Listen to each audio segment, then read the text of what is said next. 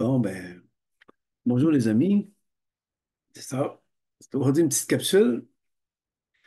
C'est sûr, ça fait longtemps, ça fait au moins 3 semaines que je n'ai pas fait de capsule. C'est sûr que l'été, je suis plus occupé, fait que ça ne sera pas 3 semaines, c'est sûr. Fait que là, ça fait 2, 3 semaines que je n'ai pas fait de capsule, puis là, aujourd'hui, ça me tentait. Fait que c'est ça, les sujets, j'en ai pas. Je me laisse aller, comme d'habitude. Puis, je veux commencer comme ça. Vous savez, j'entends beaucoup parler les gens dire je le sais que le divin est en moi. Bon, c'est sûr que savoir que le divin est en soi, c'est évident parce qu'on en entend tellement parler que c'est ça. Mais savoir que le divin est en soi, puis laisser le divin être en soi, c'est autre chose. C'est autre chose. Puis aussi, je vais parler de lâcher prise. Lâcher prise. L'interprétation du lâcher prise, des fois, cette semaine, je regardais quelque chose, puis c'est sûr que si je reçois quelqu'un en consultation, puis que la personne me partage un événement qu'elle a vécu ou quelque chose qui l'affecte beaucoup, puis que je lui réponds, ben, t'as juste à lâcher prise. Ben, c'est sûr que c'est pas mon cœur qui parle, c'est sûr que c'est le mental qui parle. OK? Le mental, ben, si je réponds comme ça, ben, le mental, il va emmener l'autre en face de moi dans la frustration, dans l'énergie de dualité. Pourquoi? Parce que tu es en train de me parler, elle ose me dire quelque chose d'intime, elle ose me dire quelque chose, de me partager quelque chose parce qu'elle a confiance en moi. Puis là, moi, je lui dis, tu as juste à lâcher prise. Bon, ben, quand est-ce que tu vas t'abandonner? Il faut... Vous savez, ça, c'est pas le cas. C'est pour ça que je disais, j'ai écrit un petit message, c'est pour ça que je disais que quand le moment est venu de dire à quelqu'un de lâcher prise, ok, c'est la sagesse en soi qui parle. C'est le divin en soi qui parle à l'autre. Ok? Parce qu'il faut savoir discerner quand est-ce dire lâcher prise, quand est-ce dire parler d'abandon. Il faut savoir quand est-ce exprimer ces choses. OK? Un aide de compassion va prendre le temps d'écouter la personne, va prendre le temps de regarder, parce que souvent les gens se donnent des réponses eux-mêmes. Les gens, tu sais, prendre le temps de poser des questions, prendre le temps d'élaborer sur ce que l'autre partage. Fait que c'est très important. Puis de toute façon, c'est ça l'amour. L'amour, c'est avoir de la compassion pour l'autre et être capable d'écouter l'autre. OK? Il y a un moment pour dire lâche prise. Il y a un moment pour ça. OK? Puis ça, c'est ce que je vais faire avec ça, c'est que là, je vais faire des capsules, mais je vais parler de mon propre vécu. Et c'est très important. Puis il y en a qui m'ont demandé, ils me l'ont demandé. D'ailleurs, ils m'ont dit, Guy, ce serait le fun si tu partagerais ton. Je sais, j'ai fait des entrevues, j'ai parlé de certaines choses, tout ça, tout. Mais par contre, une entrevue d'une heure et demie, là, et j'ai déjà eu avec un livre. Avant de le réduire pour le faire, il y avait 1100 pages. Fait que, vous savez, ma vie. Fait que là, je vais aller plus profond là-dedans, mais à travers mon propre vécu, pas à travers les livres, à travers ce que j'ai entendu, à travers les enseignements, à travers ci, ça, à travers mon propre vécu. Bon, pourquoi que j'ai vécu tout ça, pourquoi je me suis libéré de ça, qu'est-ce qui a fait que, tu sais, quand est-ce que j'ai lâché prise, tout, tout ce processus-là que j'ai vécu, je vais en parler de plus en plus. OK? Puis je pense que c'est comme ça aussi que je vais me sentir, tu sais, tout va partir, tout part de soi. Donc, tout va partir de qui je suis, vraiment. Fait que tout ça, puis vous allez voir que dans la vie, c'est des étapes, c'est des passages, c'est des expériences qu'on vit. C'est pour ça qu'on dit souvent que les gens qui sont dans la peur, l'insécurité, qui vivent très rarement, ils osent vivre très rarement, ils n'osent pas descendre dans leur profondeur, ils sont toujours à l'extérieur d'eux. Ben, c'est sûr que ces gens-là, c'est beaucoup dans le collectif, c'est beaucoup dans, tu sais, pourquoi? Parce que les profondeurs sont pas, ils n'osent pas aller dans leurs profondeurs.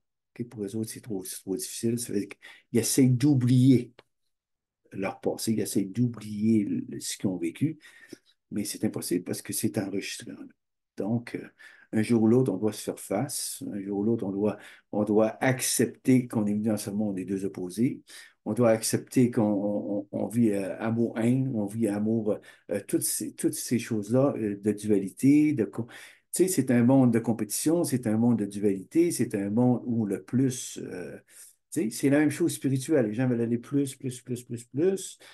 Mais par contre, à l'intérieur, c'est pour ça que je dis aux gens, prépare-toi, parce que si tu t'en vas dans le plus, plus, plus, à un moment donné, la vie va t'emmener dans le moins, moins, moins. Tu sais, fait que c'est comme ça. Tu veux vivre une expérience mystique, vis ton expérience mystique. Puis d'ailleurs, je vais en parler, mes expériences mystiques, qu'est-ce que j'ai vécu après mes expériences mystiques. Vous allez voir que pour arriver à l'équilibre, pour arriver à la sagesse du cœur, à le cœur et même tout, il faut avoir vécu, oser aller dans les deux opposés. Puis c'est normal que ça fait partie de nous. Fait que c'est ça, tu sais, je vais partir de ça. Vous savez, moi, je suis venu au monde, là, dans les années 50, OK? C'est 26 février 57. Je suis signe du poisson, 26 février 57. Je suis né longtemps dans ça.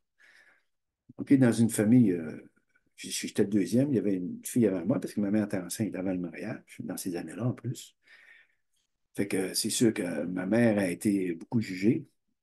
Chez eux, c'était une grosse famille, il était 17 enfants, 17 enfants. Son père est décédé à 57 ans. Fait que la madame est restée toute seule avec la trolley. Puis elle commence à avoir des jeunesses. Tu sais, dans ces années-là, il y avait énormément d'alcoolisme. Il y avait énormément d'alcool. C'était fou. Tu sais. Fait que c'est ça. Moi, je suis au monde là-dedans. Au début du mariage de mes parents, c'était le fun. Mon père, il aidait ma mère. C'était tranquille. Moi, j'étais beaucoup observateur. Je me souviens, je regardais mes parents. J'étais observateur de mes parents. Bon, puis qu'est-ce qui est arrivé? Tu sais? À l'âge de 7 8 ans, mon père, lui, il travaillait beaucoup à l'usine. Il avait deux, trois jobs. Il travaillait à l'usine, il était pompier à l'usine. En face de chez nous, c'était un stationnement de train pour les rouleaux de papier qui sortaient de l'usine, puis tout. Fait que mon père était surveillant de ça aussi. L'été, il prenait des contrats de peinture, puis en tout cas. Puis quand il était à bout, fatigué à bout, ben, il disparaissait sur une brosse. Il s'en allait, puis des fois, on était deux, trois jours sans le voir. Fait que c'était comme ça. Mais au début du mariage, il était gentil. Puis je me souviens, c'était la soirée du hockey, samedi soir, il m'assistait sur ses genoux, les Canadiens. Puis dans ce temps-là, il y avait, ma mère, il donnait permission. Il y avait trois grosses dents, des bières. Trois grosses dents, il en prenait une par période. Bon. Puis je me souviens quand après la troisième, là, la troisième grosse bière, elle commençait à être pompette, là, ma mère, elle cliquait dessus, là, tu sais. Plutôt de dire, il est chaud, va aller se coucher, puis il va dormir. Puis tout. Non, là, c'était. Fait que là, ça devenait irritant, irritant. Puis un jour, qu'est-ce qui est arrivé, c'est que mon père, ben, il voulait aller à la pêche. L'été, il voulait aller à la pêche. Mais il n'y avait aucun sou. Ma mère donnait. C'était. Puis là, il demandait la permission. Il fallait qu'il demande la permission pour aller à la pêche. Ma mère, elle a dit, tu peux aller à la pêche, mais il faut que tu emmènes qui? Bon, il faut qu'il emmène qui? Lui, il ne voulait pas. Il voulait ses deux chums qui n'avaient pas d'enfants, donc qui s'en allaient dans le bois, relaxer. Tout ça puis là, il m'en Bon. Mais aussitôt qu'il sortait de l'asphalte, il commençait tout de suite à prendre de bière, prendre de bière, prendre de bière, prendre de bière, tout le temps, tout le temps, tout le temps. Fait que rendu dans le bois, au camp, où je allais, peu importe comment on appelle un camp, c'était avec ces deux chums, là, c'était une bosse. C'était l'alcool, l'alcool, l'alcool, l'alcool. La pêche, parlais pas de. Fait que moi, j'étais là, puis j'observais ces hommes-là, puis je trouvais ça, je disais, mais c'est que je, en voulant dire, c'est que je fais ça, moi. Tu sais, personne ne s'occupait de moi, personne ne me parlait, personne ne. Puis là, il riait, puis il se faisait des farces, puis en tout cas, c'est tout. Fait que un soir, je sais pas si c'est le premier soir ou le deuxième soir, je sais pas, probablement le deuxième, je suis sorti dehors. J'étais tanné des entendre crier, des entendre rire, puis je suis sorti dehors. Puis c'était un ciel tellement étoilé. C'était de toute beauté pour ça. Je ne profitais même pas de ça. Fait que là, je me suis avancé dans le petit sentier pour aller jusqu'au quai. Puis rendu sur le quai, je regarde le ciel, puis tout resplendissait dans l'eau, la forêt, tout. C'était comme un miroir du haut et du bas. Tu sais, c'était vraiment spécial. Fait qu'il y avait une perche sur le bord du quai, sur le bord, qui était un peu à distance, une coupe de pied qui était piquée dans le fond du lac. Fait que moi, j'essayais de l'attraper, j'essayais de l'attraper, j'essayais de l'attraper. Mais là, je suis venu sous le bout des pieds. Puis à un moment donné, quand j'ai réussi à la prendre, ben, elle a basculé, puis moi, j'ai tombé à l'eau. Bon, j'ai tombé à l'eau, mais qu'est-ce qui est arrivé là? C'est arrivé que je ne me suis même pas débattu. Je n'ai pas crié, je ne me suis pas débattu, rien. Je me suis laissé aller dans l'eau. Là, je me voyais, je tombais, puis je tombais, puis j'étais bien. Je me trouvais bien, puis là, je voyais les étoiles, je voyais. Tu sais, j'étais comme dans un abandon total. Même je pensais que je respirais dans l'eau, tellement que c'était. Qu'est-ce qui est arrivé à un moment donné, qui est arrivé à un moment donné? J'étais sorti de mon corps. Là, j'ai vu une lumière venir vers moi. Plus elle s'approchait, plus je voyais que c'était un être complètement transparent. Moi, j'étais sûr que j'étais dans mon corps, là, mais j'étais sorti de mon corps. C'est l'âme était sortie de mon corps. Puis là, je voyais cette lumière-là s'en venir, s'en venir, s'en venir. Puis quand elle est arrivée vis-à-vis, mais c'était l'âme, je l'ai vu passer à côté. Fait que moi, j'ai suivi cette tête de lumière-là, je me suis tourné, tourné, puis j'ai vu cette tête-là intégrer mon corps, faire un salut, puis un beau sourire. Après ça, ben, j'ai dit, c'est comme si j'étais aspiré, je sais plus qu'est-ce que. Aujourd'hui, j'ai plus de. Tu sais, c'est-tu un walking, c'est-tu. Tu sais, quand un être. Tu sais, je ne savais pas. J'avais 8 ans. J'avais 8 ans dans ce temps-là. Fait que là, aujourd'hui, c'est plus clair un peu, mais il va dire, en effet, ça n'a jamais été éclairci, ça n'a jamais été. OK. Mais aujourd'hui, moi, ce que je ressens là-dedans, c'est déjà à 8 ans, j'ai intégré mon dos. C'est ce que mon corps est allé. J'ai intégré mon corps, mon dos, à l'âge de 8 ans.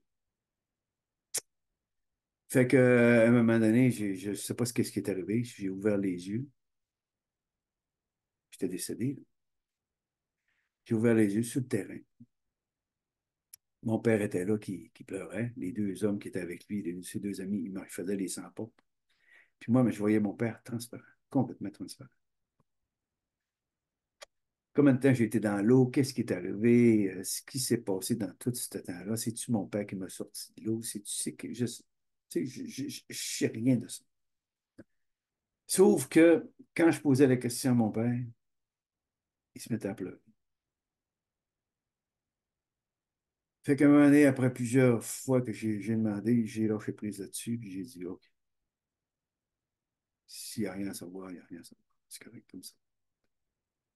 Mais c'est à partir de ce moment-là, avec mon père, qu'est-ce qui s'est passé avec mon père? Mon père s'est complètement déconnecté. C'est complètement déconnecté. J'ai plus eu de contact avec mon père. Plus d'intimité avec mon père, mon père m'a jamais parlé. J'ai beau avoir, que ce soit l'école, que ce soit les sports, que ce soit quand j'ai entré dans l'armée, je suis allé chez avec tout mon bagage, que ce soit n'importe quoi. Je n'ai plus eu de contact avec mon père. Puis qu'est-ce qui est arrivé à mon père? Il s'est enfoncé dans l'alcoolisme, toxicomanie. C'était plus l'homme que j'avais connu quand j'étais petit. J'étais fier, je le regardais, il était musclé, il était un peu métis. Puis j'étais fier de mon père. T'sais. Puis là, c'est à partir de là que j'ai plus de contact avec mon père. C'était terminé. Qu'est-ce qui est arrivé après ça? C'est ma mère, elle avait du pouvoir sur moi. Elle avait une emprise. J'étais soumis à ma mère. D'ailleurs, elle me faisait très peur. Je me souviens quand j'étais enfant, c'était très difficile. C'était très difficile par rapport que j'étais un garçon. Puis ma mère, ben, Et moi, j'étais avec trois filles, trois sœurs. Ma mère, une sœur plus vieille que moi qui est née, ma mère était enceinte avant le mariage. Je suis le premier enfant de leur mariage, mais il y avait une fille. Après ça, deux autres filles qui ont suivi tout de suite après. Fait que là, j'ai passé toute mon enfance avec trois sœurs puis ma mère. Mes frères sont arrivés 5 ans, 9 ans, puis 10 ans après. Bon. Fait que ma mère, c'est comme si elle s'amusait avec moi. Je n'avais pas de sous-vêtements propres, elle mettait des sous-vêtements de filles. Elle mettait des collants avec les petites pattes là, que les filles allaient à l'école dans ce temps-là, avec les petites jupes. Là. Moi, elle me mettait des collants avec des shorts, avec des petites shorts. Puis là, j'avais beau expliquer à ma mère, je suis un garçon, pourquoi tu me fais ça? Je suis un garçon. Puis tout. Puis mon père n'était jamais là pour dire à ma mère, c'est mon fils, laissez tranquille. Il n'était jamais là. Fait que moi, j'ai grandi comme ça. C'est recroquevillé, puis timide. De 8 ans à aller jusqu'à 12 ans, 13 ans, là, j'étais complètement recroquevillé sur moi-même. Je parlais pas, j'étais gêné, je savais pas qui j'étais. À l'école, ben, j'étais turbulent. À l'école, j'étais turbulent parce que chez nous, j'étais tellement comprimé, j'étais tellement, tu sais, que à l'école, j'étais turbulent. Ben, tu sais, je voulais prouver que j'étais un garçon, puis il y avait des choses à prouver, tu sais, je voulais prouver que. Fait que je dérangeais déjà, je dérangeais beaucoup à l'école, là. J'aimais pas ça. À l'école, j'aimais pas ça, j'étouffais, j'étais tout le temps le regard dehors, j'avais hâte d'arriver dehors. Tout. Fait que c'était ça. Puis il m'est arrivé une autre chose quand j'étais enfant. Euh, J'étais jeune, là. Il va avoir 9 ans, 10 ans, pas plus. Où on restait à 9 ans, il y avait une clôture, mais en tuyau de plomberie. Un tuyau de plomberie. Puis moi, le matin, je me levais, je m'amusais à marcher là-dessus. C'était pas évident, c'était long, un tuyau. J'étais bon. Il faisait des grands bouts. Mais à un moment donné, un matin, il y avait comme un genre d'humidité, là. Les tuyaux étaient peinturés noirs, les tuyaux étaient mouillés. Fait qu'est-ce qui est arrivé, c'est qu'à un moment donné, les deux jambes m'ont écarté, puis tout mon poids sur les testicules, puis sur le périnée. J'ai perdu connaissance. Quand je me suis réveillé de là, tu sais, c'est des événements bizarres qui font qu'intérieurement, il y a des changements qui se passent. Il y a des changements qui se passent. Quand j'étais enfant, je voyais tout d'avance. Je voyais les choses d'avance. Même je faisais peur à ma mère avec ça. J'étais vraiment un enfant mystique. J'étais vraiment un enfant. Je voyais des choses, je voyais les choses d'avance. Je ressentais tout. Je ressentais tout. Fait que j'avance comme ça, jusqu'à l'âge de 12 ans, avant la puberté. J'étais en visite chez une de mes tantes. J'étais avec mes cousins et mes cousines dehors. Tous sont 1 an, deux, ils sont pas beaucoup plus jeunes que moi. Il y en a deux là-dedans, ils sont pas beaucoup plus jeunes que moi. On est à peu près du même âge. Fait que la maison voisine, OK, c'est une maison, une grosse maison à 3 étages. Puis maintenant, il y a deux poteaux de métal qui tiennent la troisième galerie en haut. Ça veut dire que c'est une hauteur de 15 à 18 pieds, facilement. Tu sais. Fait que moi, je ne sais pas ce qui se passe, mais j'ai un jeu à proposer à mes cousins et cousines. J'ai un jeu. Et puis, on se crache dans les mains, puis on monte dans le poteau jusqu'en haut. Puis quand on arrive en haut, on touche la galerie, puis on descend. Pour les expliquer, mais j'ai commencé à monter. Je me crache dans les mains. Puis là, mes deux jambes étaient comme en serpent, croisées après le poteau, pour m'aider avec mes jambes et mes bras jusqu'en haut. Mais là, moi, ça faisait plusieurs fois que j'essayais, puis les autres n'étaient pas capables, n'étaient pas assez forts pour ça. Bon. Mais là, moi, ça fait 7-8 fois que je monte là. Là, à un moment donné, qu'est-ce qui arrive? À un moment donné, je monte dans le poteau, mais je commence à ressentir une sensation au niveau du périnée, du haras, du périnée, une partie génitale, puis tout. Puis là, là, plus je monte, à un moment donné, c'est comme si je suis soudé dans le poteau. Je ne peux plus bouger, je ne peux plus rien faire. Là, il y a un enclenchement d'une énergie, deux énergies qui rentrent dans la base, puis qui me montent à travers la colonne vertébrale, puis là, je me retrouve dans le rien. n'y avait plus de maison, il y avait plus de poteau, il n'y avait plus rien. Plus rien, plus rien, plus rien. Puis là, c'est le plus grand bonheur, état de joie que j'ai connu dans cette vie. Malgré tout ce que j'ai pu, j'ai jamais recontacté un tel bonheur dans ma vie. Fait que quand je suis redescendu de là, on est allé dîner, je me rappelle, maintenant, elle nous criait pour aller dîner, puis là, mes cousins ont essayé de parler de ça à leur mère, mais elle ne comprenait rien. Fait que ça a laissé, ça a resté comme ça. Ça a resté comme ça. Bon. Mais moi, après ça, là, je veux garder cet état-là. Là. Je veux retourner à ça. C'est un peu comme une drogue. Tu sais.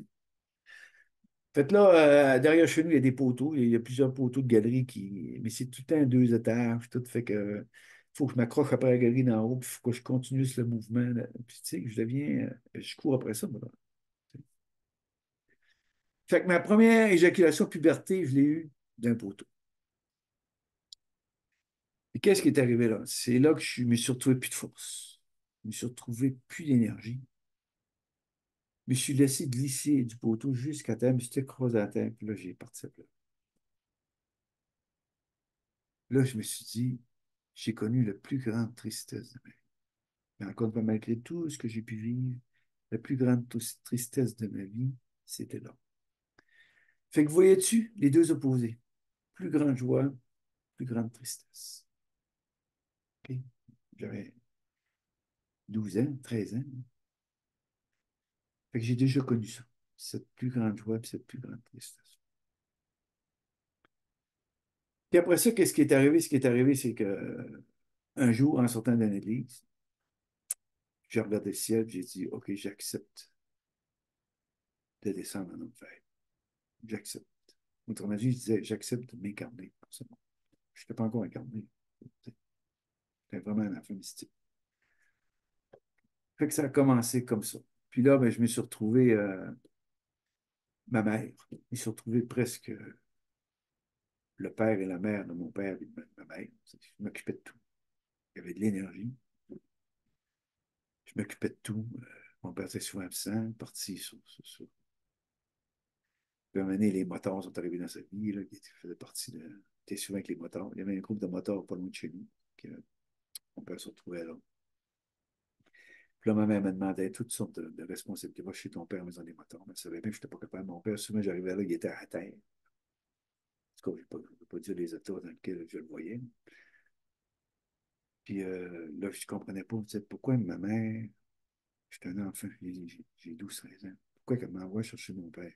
Puis elle sait quel état que je. Tu sais. Puis je comprends pas le monde, mais je comprends pas. D'abord, on est humilié, c'est la honte.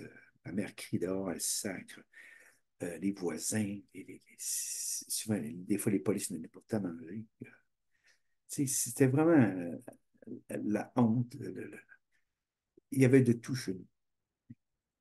De tout. Alcoolisme, toxicomanie, violence verbale, violence physique, l'adultère, il y a eu les vols, il y a eu des menaces au téléphone. C'était fou, c'était fou, c'était fou. Puis moi, mais je portais ça, mon gars. Je portais ça.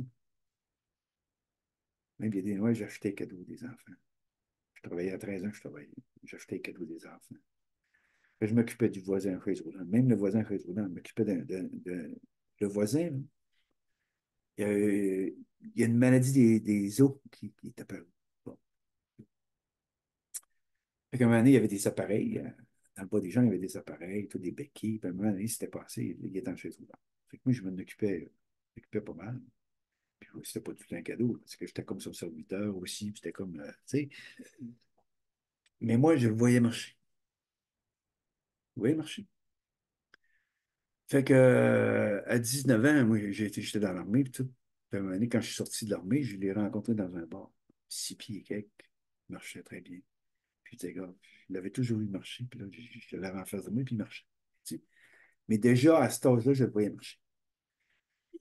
Fait que, voyais-tu, c'est tout ça qui fait que, à un moment donné, je vais vous le dire, là, de 12 ans jusqu'à 15-16 ans, il s'est passé vraiment, vraiment beaucoup de choses dans ma vie.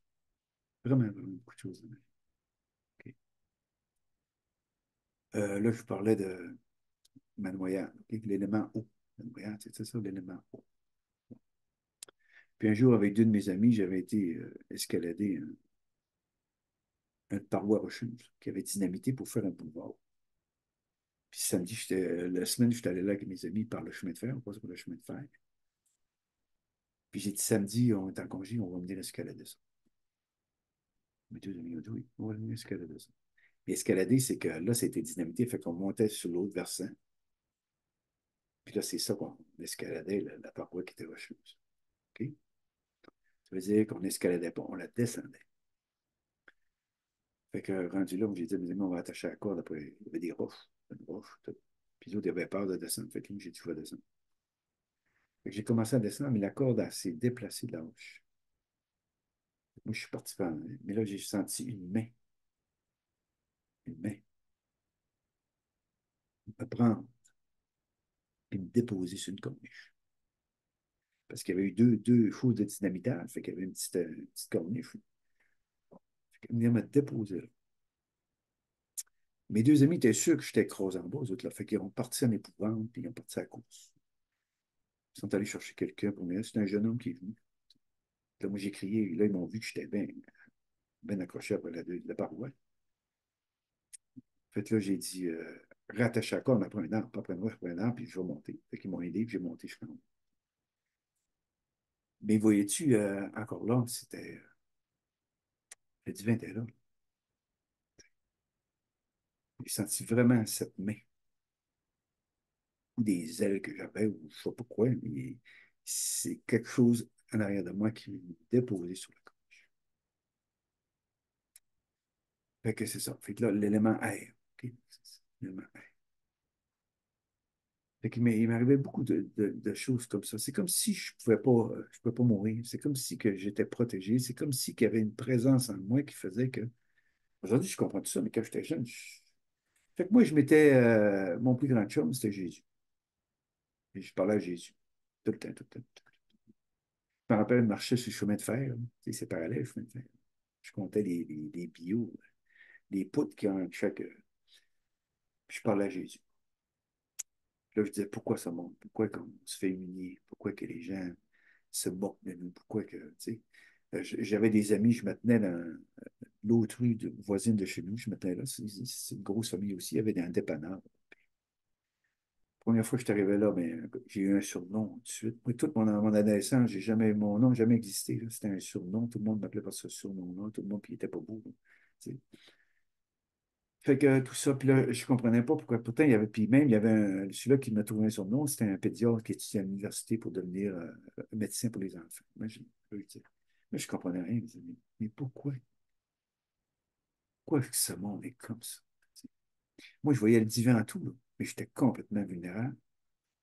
Je pensais que tout le monde était divin, moi, là. J'étais sûr que tout le monde. Mais là, c'était toute une déception, déception. Puis, tout, puis là, je me recroquevillais, puis la solitude. Puis là, je comprenais absolument rien dans ce monde. Puis ma mère, c'était tout, là, les commissions. J'allais payer elle m'envoyait payer les factures. Puis c'était jamais le vrai montant. C'était jamais tout. Fait que là, moi, je me fais des cris après.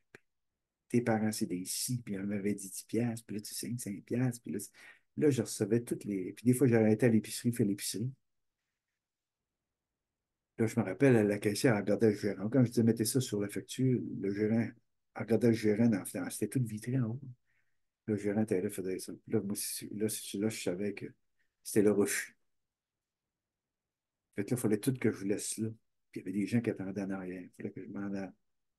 Puis quand c'était accepté, là, je me promenais avec les sacs dans la rue, pesant les 5 livres de sucre, toutes sortes de choses, les canards. Il fallait que je m'assoie sur le trottoir des fois pour me reposer. Le monde m'appelait Monsieur Commission. Tu sais, puis j'étais un bon garçon. Tu sais, j'étais un bon garçon serviable. J'avais pas de haine, j'en voulais pas à personne. Tu sais, il y avait énormément de. Tu sais, on parle de masculin féminin. Moi, j'étais vraiment, tu sais, en équilibre les deux. J'étais très physique, j'étais très beaucoup d'action, je travaillais. Mais en même temps, j'étais d'une sensibilité extrême. Je captais tout, je ressentais tout. C'est fou. Tu sais. Fait que qu'est-ce qui est arrivé à 12 ans, après cette coupe d'anémie-là qui m'a monté d'un coup? Là, qu'est-ce qui est arrivé la nuit? Je me suis retrouvé dans l'astral. Là, je voyais, je sais pas si c'est mes propres mémoires, où je voyais les mémoires de ce monde. Je voyais les guerres, je voyais même des orgies de bouffe, les orgies, même du sexe. Je voyais des enfants, des femmes brûlés vifs, jetés dans le feu. Je voyais toutes sortes, toutes sortes. C'était fou, tout ce que je pouvais voir la nuit. Fait que moi, j'étais sûr que j'avais une vie le jour puis une vie la nuit. Fait que quand je me levais le matin, moi, j'étais sûr que je m'identifiais à ça. J'étais sûr que c'était moi qui faisais ça. Fait que qu'est-ce que je faisais? Je me rachetais. Là, j'arrêtais pas. J'étais le monde. J'arrêtais pas. J'avais de l'énergie. J'avais de l'énergie. Je faisais tout, tout, tout, tout, tout. J'étais comme au service. Tu sais. C'est ça. Puis là, j'essayais de me frapper la tête sur l'oreiller ou le pied sur le matelas pour pas sortir de mon corps, mais j'étais toujours sorti de mon corps. Toujours, toujours sorti de mon corps. Puis là, le jour, qu'est-ce qui est arrivé le jour? C'est comme si j'avais une femme et un homme dans mon cerveau qui étaient complètement en dualité, toutes les deux. La femme voulait le pouvoir sur l'homme, l'homme voulait le pouvoir. C'était de la torture mentale. C'est c'est pour ça que je vous dis que je sais que depuis là, ma noyade, je savais que le divin était en moi, puis j'étais protégé parce que j'étais certaines virées fou. J'étais certaines virées fou. Je comprenais absolument rien. Puis là, vers 14 ans, là, j'ai commencé les hommes commençaient à. Tu sais, il y en a qui me montraient leur pénis, il y en a qui se masturbaient devant moi, il y en a tu sais, c'était fou ce qui se passait. Puis là, moi, je pleurais, je comprenais absolument rien de ce qui se passait. Mais je me souviens, la première fille française, elle s'appelle Francine, la première fille qui est venue, j'étais à côté après le mur du dépanneur, puis elle est venue se blottir dans mes bras. J'ai étouffé tout de suite. Tu sais, je n'étais pas capable d'avoir les gens proches de moi, je n'étais pas capable j'étais pas capable d'intimiter, je n'étais pas capable que quelqu'un se blottisse comme moi. Je ressentais tout, je ressentais tout. Tu sais, fait que je faisais ce que j'avais à faire. J'étais beaucoup solitaire. J'aimais le silence. Fait que c'est ça. Puis encore un autre fait, je vous disais tantôt qu'à 13 ans, j'ai commencé à travailler. 14, 15, jusqu'à l'âge de 16 ans, j'étais travaillé dans un salon de quilles. Salon plantait des quilles à Hamilton. Moi, je prenais 2 allées pour aller plus vite, pour avoir plus d'argent, puis c'était plus payant, tout ça. Fait que, puis même ma mère avait eu un an de temps le contrat de conciergerie à la salle de quilles. Mais il n'y allait presque jamais. Fait que là, elle appelait le directeur de l'école, va chercher Guy dans cette classe qui a fait le ménage de quai. Ça. Puis là, moi, l'hiver, on s'habillait presque pas, hein, parce qu'on prenait l'autobus. Il fallait que je parte à pied de l'école, m'en aller à celle de quai, puis c'était loin. Tu sais. En revenir chez nous ce soir à pied. Puis... En tout cas, c'était vraiment fou. Fait que les fins de semaine, toutes les fins de semaine, je plantais des quais. Vendredi soir, samedi, dimanche, jusqu'à 5, 6 heures. Je tourne à l'école le lundi matin, puis tout ça comme ça. Fait que vas-tu, puis à un moment donné, qu'est-ce qui est arrivé? C'est qu'à Salon de Quai, ben, c'est sûr qu'on s'amusait. On était une gang de jeunesse, 14, 15 ans. Fait qu'on s'amusait. Puis des fois, il n'y avait pas de clients. Fait qu'on jouait au quai. On jouait. Puis en arrière, l'allée numéro 1, il y avait des boules qui arrivaient à frapper toujours le mur. Et puis là, la brique commençait à s'effriter, puis s'effriter. Puis nous autres, donc, ce qu'on faisait, quand chaque fois qu'on avait une boule, on frappait le mur avec la boule. Fait qu'on a agrandi le trou. C'était un jeu pour nous autres, agrandissait le trou. Puis à un moment donné, le trou est assez gros pour qu'on passe dedans. Là, on est arrivé entre deux murs. Puis là, on a vu que c'était une rangée de casiers, des écoliers, c'est une rangée de casiers. On a poussé la rangée de casiers, on s'est retrouvé dans le cégep.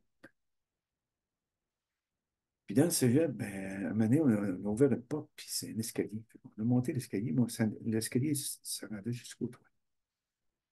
Fait que nous autres, là, tu sais, on arrive chez toi, puis là, il y avait une cabane où il y avait la mécanique du bâtiment, toutes sortes de choses, toutes. Fait que nous autres, on est élus, tu sais, on est élus, c'était notre bâtisse, c'était notre affaire, tout, on allait faire nos réunions là, puis toute la quête. Fait qu'à un moment donné, quand on est sorti de là, puis on a accepté de retourner à Salaki, on a ouvert la porte, on arrive en face de deux concierges. Qu'est-ce qui est arrivé? Ben, on a refermé la porte vide, mais les autres l'ont ouvert, la porte. Fait qu'ils ont parti à courir pour nous autres. Tous mes amis sont partis vers la droite, moi je suis parti vers la gauche. Ça, parti vers la gauche. Quand j'arrivais on est sur le toit, quand je suis arrivé au bout du toit, Tu sais, c'était comme un mur intérieur, tu sais, un peu comme ça. Fait que moi, je regarde en bas, puis là, je vois de la neige. Même l'hiver, la neige, elle se ramassait. Ça faisait comme une falaise. Fait que moi, sans réfléchir à rien, je me mets les deux bras le long du corps, puis je saute en bas. Trentaine de pieds, certains. J'ai rentré dans la falaise, en comme une fusée. Bon, je me suis retrouvé enseveli. Noirceur totale. Si j'avais sauté comme ça, ben, j'aurais bloqué. Là, j'avais deux bras. Fait que j'ai rentré comme une fusée. Fait que là, je commençais à manquer d'air, je commençais à faire des noir, un peu paniqué, puis tout. Fait que là, je sais ce que je fais. Je suis pris là, moi. Fait que ce qui est arrivé, c'est que à un moment donné, j'ai ouvert la bouche, puis il y a une voix intérieure qui m'a dit souffle. C'est comme un feu. Il y a un son qui est sorti de ma bouche, c'est comme un feu, puis ça a fait fondre la neige en avant de moi. Fondre la neige. Là, je me suis retrouvé qu'un espace pour la taille là, j'ai commencé à frapper la neige, j'ai commencé à faire ça. Après ça, mes épaules, après ça, tout. Après, en tout cas, j'ai réussi à me sortir de là. Puis là, j'ai vu que le divin est encore là parce que j'ai pas paniqué. Me sentais rassuré, je me sentais en confiance. Fait que je me suis libéré de ça. Quand j'arrive dans la salle de quai, ben, tous mes amis étaient là avec le gérant, puis en tout cas, il y en avait d'autres. Là. Puis là, ils ont dit, de où t'arrives, toi, là? Là, moi, j'étais presque pas bien, là, j'étais plein de neige, tout le kit. Fait que là, moi, j'ai dit, j'ai sauté en bas. Là, il y avait de la distance, ouais, c'était sauté en bas. Donc, j'ai sauté en bas. Puis, ils sont venus me voir, je les ai montré où, tout le kit, puis comment j'ai sorti de là. Fait que ça restait comme ça. OK. Puis là, il a dit parce qu'il y avait de la vitesse sur des planteurs de quilles, parce que c'était pas peigné par tout, là. Fait que, cette fois-là, ils ont réparé le mur en arrière, ils ont réparé tout ça, puis tout, puis là, ça a resté comme ça.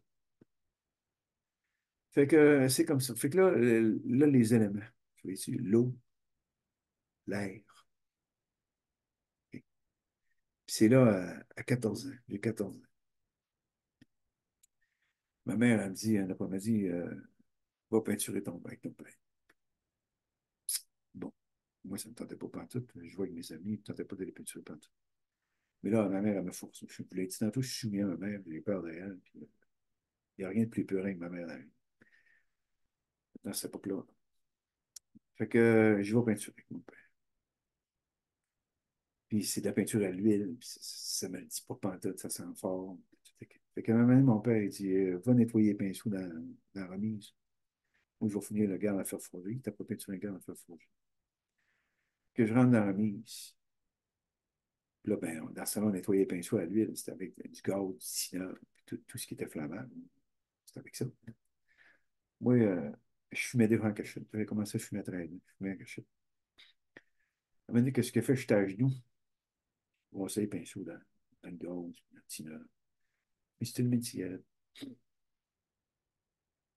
Là, je me rappelle, j'avais la limite dans les mains, puis le feu, tout, puis j'en regardais les plats. À un moment donné que j'ai ouvert les doigts, j'ai laissé tomber la limite des plats.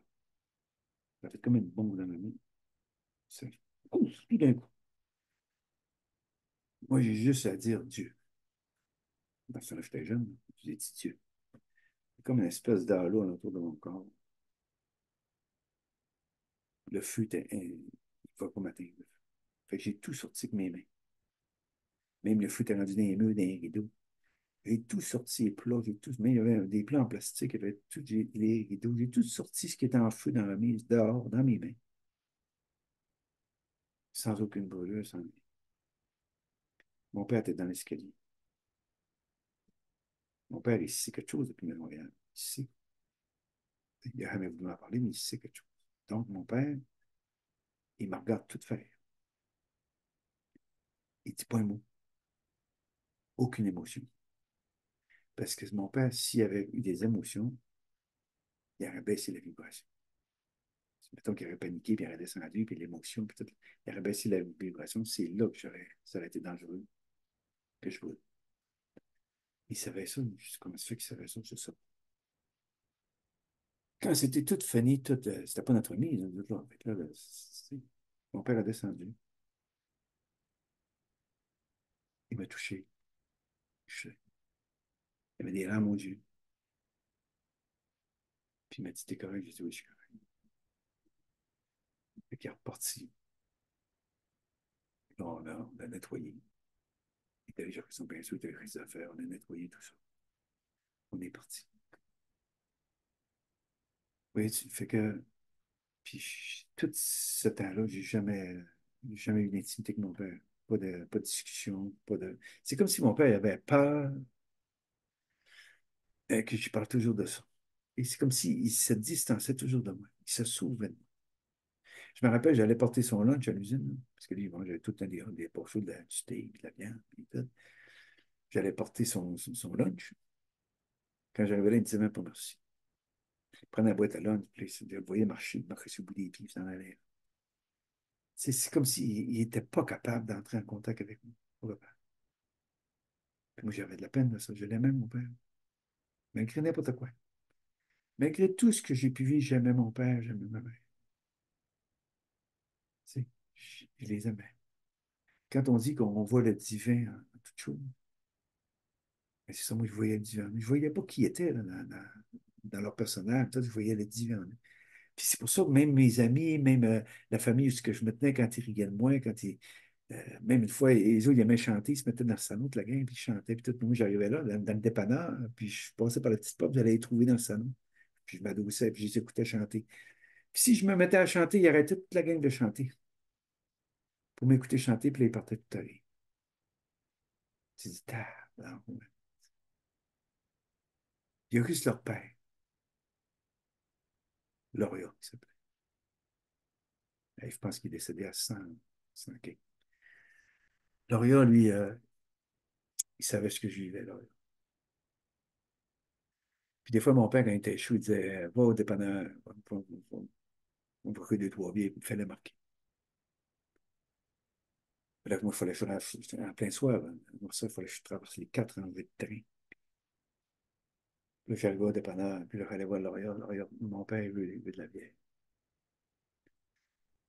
Là, il voyait sortir, il allait fouiller de la bière, il mettait ça dans un sac brun. Puis là, il m'envoyait avec ça, puis il mettait la sur le pot, je partais.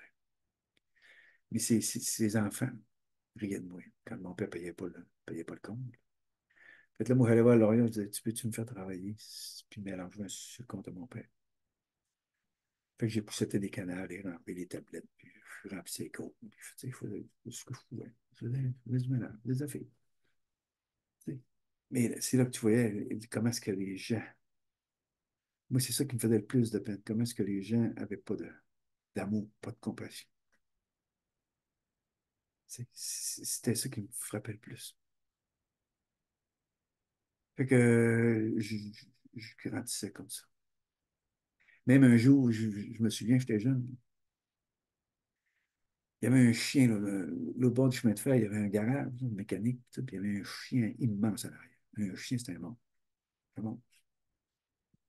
Un loup à comparer là. Même, il était plus gros qu'un loup. Puis il était avec une immense chaîne à travers la ferraille, puis il traînait ça, puis c'était fou.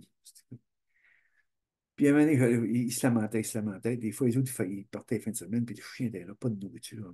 Fait que, puis à un moment donné, ma mère est en train de dépasser un poulet.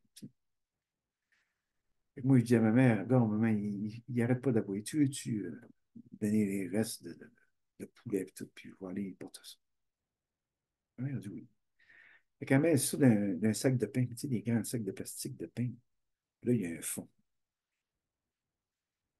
Fait que là, moi, je vais porter ça au chien, mais puis là, je ne m'approche pas de lui, c'est dans la République. Fait qu'à un moment donné, je tire le sac. Mais lui, il se rentre le museau dans le sac, puis le sac plie. Puis le plastique l'empêche d'aller chercher là. Fait que moi, je suis le bon samaritain. J'avance. Là, je parle au chien. Là, je veux t'aider. Je sais que t'as faim, je veux t'aider. Laisse-moi t'approcher, laisse-moi, je te fais pas de mal, laisse-moi t'approcher. Puis là, je parle comme ça, comme si je parle à. Mais les amis, aussitôt que je mets la main sur le sac, là, le chien, il se lève debout, puis il saute sur moi. Mais moi, j'ai juste le temps de reculer par et puis de mettre mon bras comme ça, puis j'avais un gros manteau de pull. Ces crocs, ils ont pogné le manteau, mais ils m'ont pas pogné le poignet. Là, sûr que tu viens là.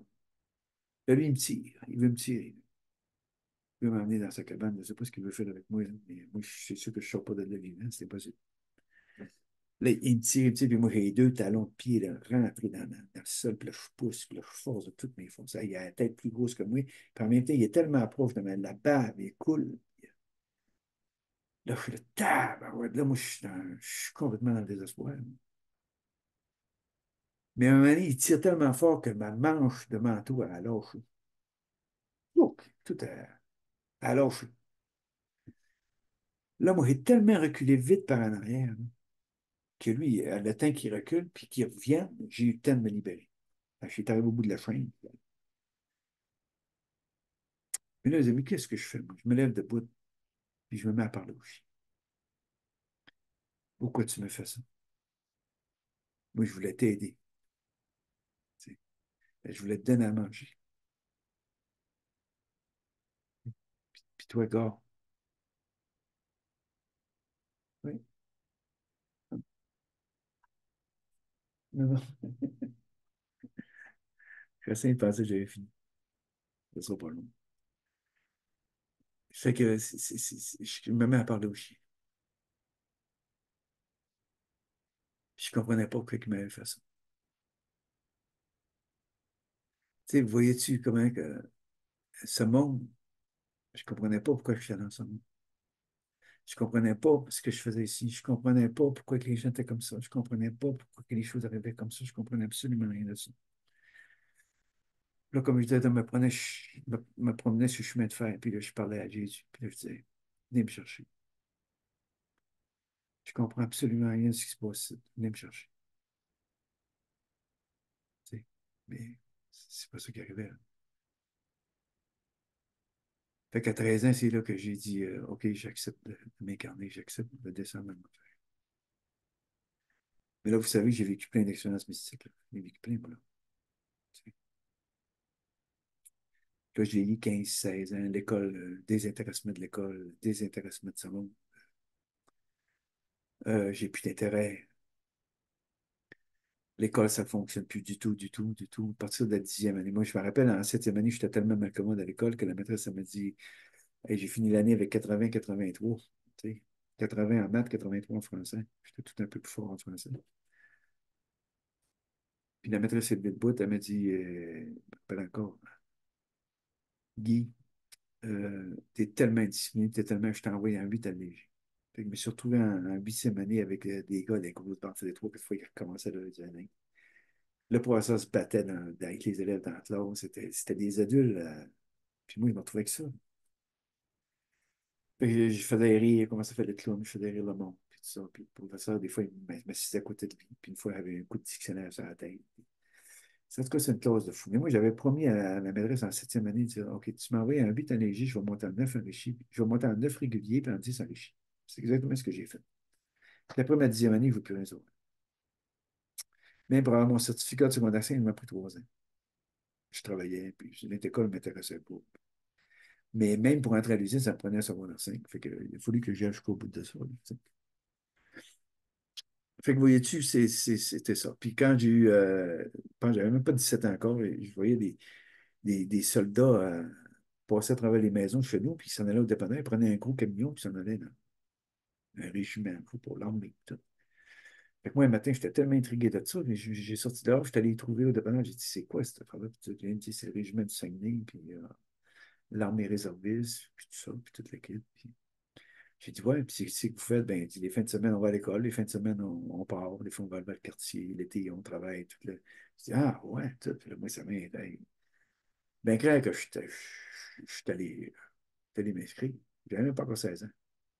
Mais j'étais proche de mes 17 ans, 8 février, tu sais. Fait que je me rappellerai tout le temps, le lieutenant, capitaine m'avait dit, bon, Guy, tu es tellement proche de ta fête, viens-t'en. Fait qu'ils m'ont accepté. Là j'étais bien, les fins de semaine. Là, ce qui est arrivé, je commençais à me détacher de mes amis. Parce que moi, c'était ça toute ma vie, détachement de mon enfance, détachement de l'adolescence. Là, je suis dans l'armée. OK? Je me suis détaché. Là, je suis dans l'armée, j'aime ça, les fins de semaine, je pars. Puis tout. Mais encore là, j'arrive chez nous avec toutes mes affaires, mes vêtements d'armée, tout. Mon père, aucun intérêt. Même pas me voir mon sac, ce que j'avais. Même pas me voir. Rien, absolument. Fait que je me sentais seul. Puis ma mère, de 12 ans jusqu'à 16, 17 ans, elle ne m'a jamais lâché. Puis c'est ça que ma mère, en me ridiculisant dans mon enfance, même avec les hommes, tu sais, j'étais vraiment fucké. Puis pourquoi que les hommes me montrent leur pénis, pourquoi les hommes se masturbent pour devant moi, pourquoi que. Tu sais, c'est fou, en fait. C'est fou. Fait que je comprenais rien. Je savais pas qu'est-ce qui se passait.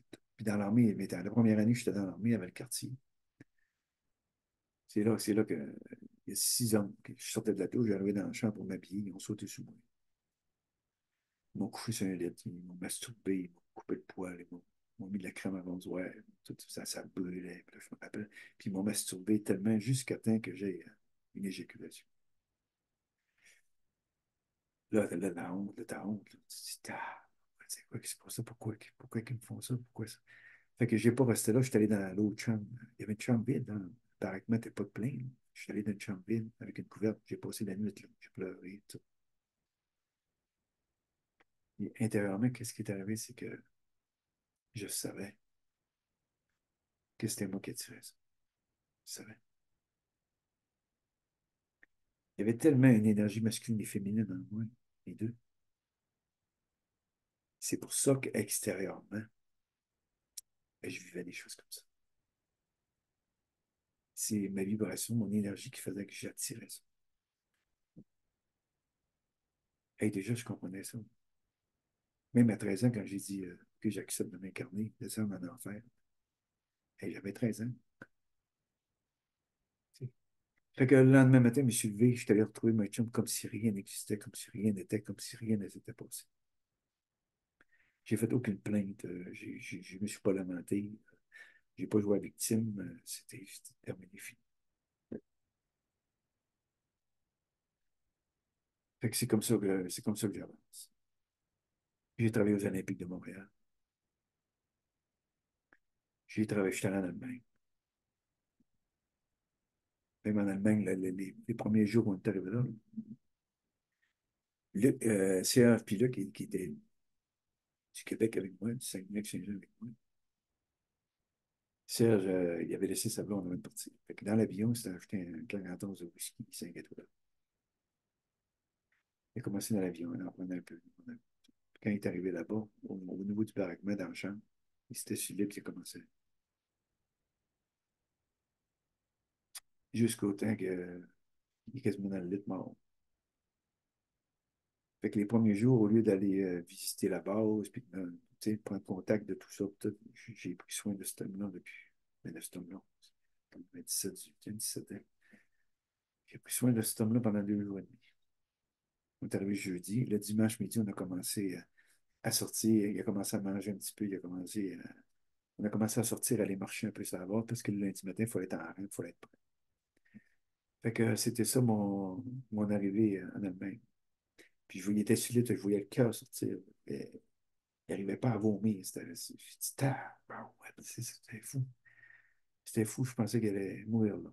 Là, moi, je priais. Je me disais, aidez-moi.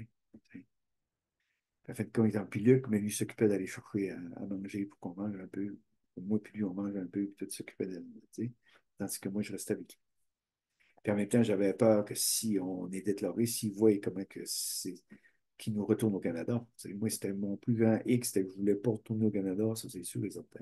Tu sais. Fait que, vous voyez-tu? Fait que c'est ça. Fait que je suis rendu à 17, 18 ans. Fait que, vous voyez-tu, c'était ça. Puis quand je parle aux gens, lâchez prise. Quand je parle aux gens, lâchez prise. Qu'est-ce que ça veut dire, lâcher prise? Ça veut dire que laisse le divin être en toi. Laisse le divin te prendre en charge. Si j'ai passé à travers tout ça, toute cette violence-là, tout ce que j'ai pu vivre, Parce que les amis, le divin a toujours été là. Puis d'ailleurs, dans la prochaine capsule, quand vous allez voir comment est-ce que Guy a aucune volonté humaine. Aucune volonté humaine. Il faut que je passe à travers. D'ailleurs, c'était la phrase que j'ai entendue donner. Avance. Ne te retourne pas derrière, avance. Là, vous allez voir comment est-ce que c'est quoi le vrai lâcher prise. L'abandon, lâcher prise. Comme quand je me suis noyé à 8 ans. C'est comme si qu'à cet âge-là de 8 ans, le lâcher prise, l'abandon, c'était intégrant. Moi, c'était enregistré en moi. Quand est-ce qu'on lâche prise? Je dis pas, je dis aux gens, attention, avec ta volonté humaine, assez. T'es mal pris, essaye avec ta volonté. Mais quand il n'y a plus d'issue, quand tu as tout essayé,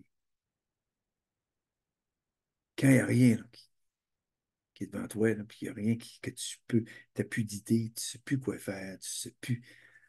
C'est là l'abandon. La volonté humaine, il n'y en a plus.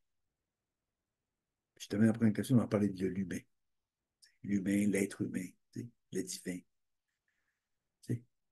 C'est toutes des étapes, ça. Fait que c'est là que je vais arrêter aujourd'hui. Juste pour vous dire que ça ne donne rien d'aller dans les profondeurs, de tout vous raconter, de tout, ça ne donne absolument rien. C'est pour ça que j'y vais vaguement. T'sais. Ça ne me tentait plus d'écrire un livre, ça ne me tente pas d'écrire un livre, ça ne me tente pas de non, à recommencer le processus d'édition, puis là, puis ça, je l'ai déjà fait, puis ils ont même perdu mon livre. Fait que c'est ça. Fait qu'aujourd'hui, ça me tente plus d'être là avec vous autres, puis de parler avec mon verre. C'est de vous parler. Fait qu'aujourd'hui, moi, j'étais un homme avec une foi inébranlable. J'ai aucun doute. Mais c'est que le divin dans moi, c'est belle lurette.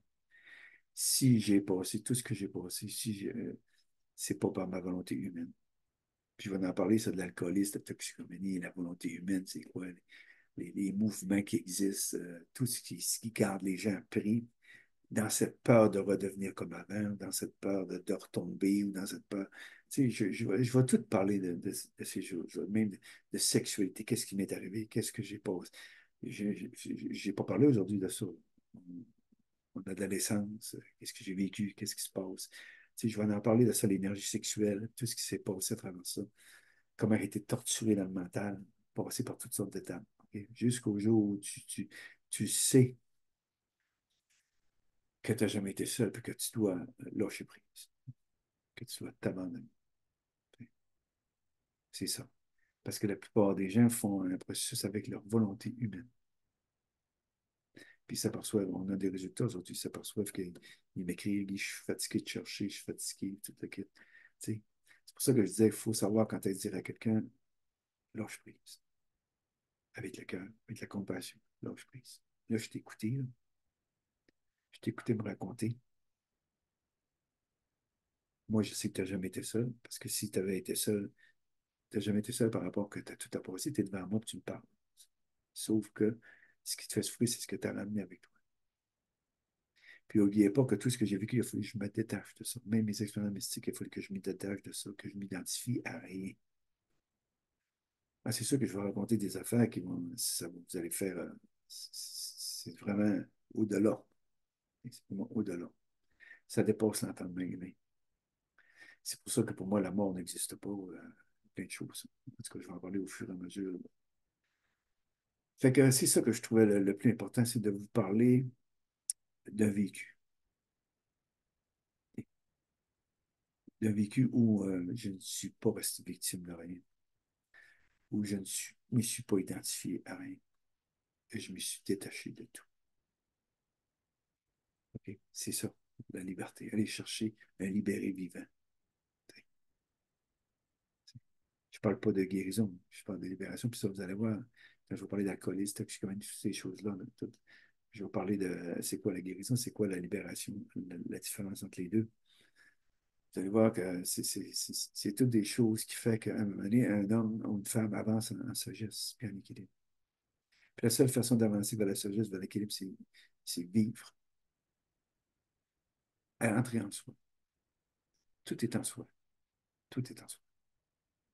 C'est pour ça que c'est facile de dire, je sais que le divin est en moi. Oui, ça, c'est très facile. Mais de laisser le divin être pour retrouver qui on est vraiment, ça, c'est autre chose. Mais ça prend absolument l'amour inconditionnel pour soi, la compassion pour soi, pour arriver à comprendre ce processus-là. Puis quand on comprend ce processus-là, à ce moment-là, on n'a plus besoin de connaissances.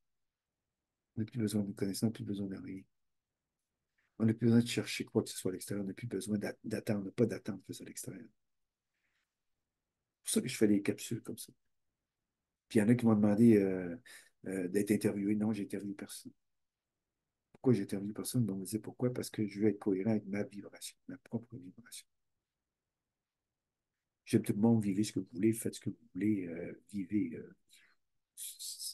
C'est vous, j'ai vécu mes affaires, donc vivez les vôtres. Mais je ne peux pas écouter des gens, j'entends plein de choses. Encore cette semaine, j'entendais quelqu'un dire je n'ai pas demandé de venir au monde. Mais puis, il est interviewé. Il y a plein de monde qui l'écoute, séminaire, puis tout. J'ai pas demandé de venir au monde. Mes parents ont fait de l'amour, puis là, moi, je suis venu au monde, puis j'ai pas demandé de venir au monde. Là, j'ai dit, oh, pas d'ail, oh, pas d'ail. Il y a plein de gens qui écoutent ça. Là. Et l'âme, encore l'âme, et on entend parler beaucoup de l'âme. Puis, j'ai dit, ouais, que c'est long, c'est long, c'est sûr. L'âme, mes amis, est en train de se dissoudre, est en train de se fondre dans l'Esprit Saint. C'est l'Esprit Saint qui prend place. L'âme, c'était la loi du retour en incarnation. On vire en rond. On vire en rond dans nos méandres. On vire en rond dans nos mémoires, dans tout ce qu'on a vécu. C'est ça, l'âme. Okay? Ça, comme on dit, le dos, quand le corps éthérique prend place, le dos prend place. Okay? On s'en va de plus en plus vers la transparence, des corps de silice, des corps complètement transparents. Ça, il faut vous partager des choses que j'ai vécues là-dessus aussi. Fait que c'est ça, les amis, pour aujourd'hui, en toute humilité. J'essaie d'aller tranquillement, j'essaie de. Si vous avez des questions, posez-moi vos questions sur vos commentaires. C'est ça. Je trouve qu'en ce moment, c'est ça le plus important. Le plus important. T'sais. Donner des exemples, c'est de vécu, qu'on peut tout, on peut passer à travers tout. On est immortel. Ça, je peux vous le dire, on est immortel. Ça, je peux vous le dire. Vous allez voir, dire ce que je vais vous raconter des choses. Vous allez voir comment est-ce qu'on est immortel. Je ne crois pas à la mort, c'est sûr, je ne crois pas à la mort. Fait que vous voyez-tu, on peut tout passer. Tout, tout passer. Parce que le divin est en nous. Donc, cessez de chercher à l'extérieur de vous. Ramenez tout ça. Ramenez toutes vos énergies. Ramenez tout ça. Occupez-vous de vous. Soyez compatissants envers vous. Soyez à la compassion pour vous. On a accepté de venir dans ce monde les deux opposés, donc on a vécu les deux opposés. Arrêtons de nous battre avec ça. Arrêtons de vouloir savoir qui a raison, qui a tort, ci, puis ça. Puis arrêtons de mettre de la séparation, de mettre de la dualité partout. La lumière va gagner, puis la lumière ci, puis cessons la mort femelle. Puis, on est beaucoup plus que ça. On est divin. Donc, plus vous allez revenir vers vous dans une simplicité juste d'être, être, rien à prouver à personne. Tu sais, je comprends, aujourd'hui, gars, j'ai été 3 semaines sans faire de capsule. J'ai plus aucune consultation, j'ai plus de contact, j'ai plus rien. Là, je comprends ceux-là. Tu sais, j'ai de la compassion pour ceux-là qui veulent vivre de ça. Puis qu'il faut qu'ils mettent du jus, il faut qu'ils en mettent, il faut qu'ils en mettent, puis qu'ils trouvent quoi faire. Il faut qu'il y ait un autre interview, puis un autre ci, puis un autre star, puis un autre séminaire, puis ça finit plus. Je dis, bon, Dieu, je suis rendu, j'ai de la compassion pour ce genre-là. Je dis, comment est-ce qu'il faut? Tu sais. En plus, il faut que tu écoutes, si tu interviews, il faut que tu écoutes tout ça. Là. Tout ça. Même si tu n'es pas d'accord, il ne faut pas que tu parles. Comme, tu sais, tu peux pas dire allô, oui, mais, puis oui, mais si, puis oui, mais ça. Ben non, t'interviews. Tu sais, faut que tu sois tard. Tu dis, mon Dieu, que je trouve ça. J'ai beaucoup de compassion pour ces gens. Ils veulent vraiment. Puis pourtant, on n'a pas de mission, on n'a rien à faire. Tu sais, rien à faire. Juste être. C'est tout. Parce que des versions, vous allez en avoir plein de versions. Vous allez vous perdre là-dedans. Tu sais, ça devient. Puis, si vous ne savez pas encore qu'on n'est pas ça dans l'univers, tu sais, voyons donc, qui qu'on se prendrait pour penser qu'on est seul sur la Terre, puis qu'il n'y a plus personne. C'est sûr qu'il y a du galactique, il y a des extraterrestres, il y a toutes sortes d'affaires, il y a toutes sortes. Mais arrêtez de vous occuper de ça. Occupez-vous pas de ça. Je suis jamais occupé de ça. Même j'en ai démasqué, je vous raconterai des choses. Démasqué. Pas parce que j'haïssais, non, non, par amour. Toujours par amour. Toujours par amour. C'est ça l'amour inconditionnel. Tu sais? Puis moi, je suis beaucoup plus avec ceux, pas ceux-là qui sont dans leur connaissance, puis leur ci, puis leur ça. Je suis beaucoup plus avec ceux qui souffrent. C'est difficile, l'arrache. Ils ont vécu plein de choses, ils ont du vécu au bout, au bout, au bout. Ils ne savent pas trop quoi faire avec ça. Tu sais? C'est ceux-là, pas ceux qui sont dans un égo spirituel, qui sont dans un égo qui se sont identifiés à quelque chose, un type, puis n'importe quoi, puis tout est vite. Là, tu sais. Moi, je vous l'ai dit tantôt, j'ai vécu la clairvoyance, j'ai vécu plein de choses, vous en parlez, plein de choses, plein de choses, mais je ne suis jamais identifié à quoi que ce soit. Jamais. Laisse derrière, Guy. Laisse tout derrière. Laisse tout derrière. Annihile ce monde. Transmute ce monde. Tu sais. Retrouve qui tu es toi, vraiment. Puis quand tu te retrouves qui tu es toi, vraiment, tu ne t'identifies plus à rien. C'est là que tout se présente. Quand je vous laisse là-dessus pour aujourd'hui. Fait que c'est ça, je fais ça en toute humilité. Si ça peut aider à éclaircir certaines choses. Vous avez des questions, vous allez, je vais vous. Vu que là, je commence ça, je vais répondre à certaines questions. Ou si je n'ai pas le temps de répondre aux questions, dans des capsules, je vais répondre aux questions dans les capsules. OK? Puis je vous dis, hein, peu importe ce que vous avez vécu, peu importe. On peut se sortir de tout, on peut se libérer de tout. Quand le divin est là, quand on a une foi véritable, une foi inébranlable. Mais c'est ce que je vous souhaite, d'arriver à cette foi-là, à cette tranquillité-là, à aimer le silence, à aimer la solitude. Moi, je suis un homme, j'ai besoin de me retirer. Souvent, j'ai besoin de me retirer. Ouais. J'étais un homme qui aime le silence, la solitude, le regard. Parce que c'est pourquoi? Parce qu'il y a toute une vie derrière ça. Toute une vie qui fait que, à un moment donné, tu comprends. C'est quoi le vécu, à quoi il a servi le vécu. Puis tu sors de la survie. Puis tu entres dans ton mouvement de vie. Ça, c'est tellement simple parce qu'il n'y a plus de résistance. Tu te laisses être, tu te laisses aller. Il n'y a pas de peur, il n'y a pas d'insécurité. Elle vienne que pourra.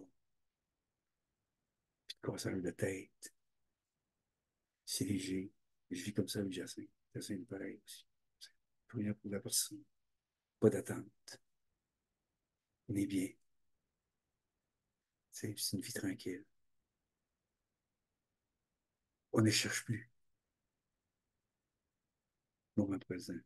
Présence. Être. C'est tout. Alors voilà, c'est ça, je vous embrasse.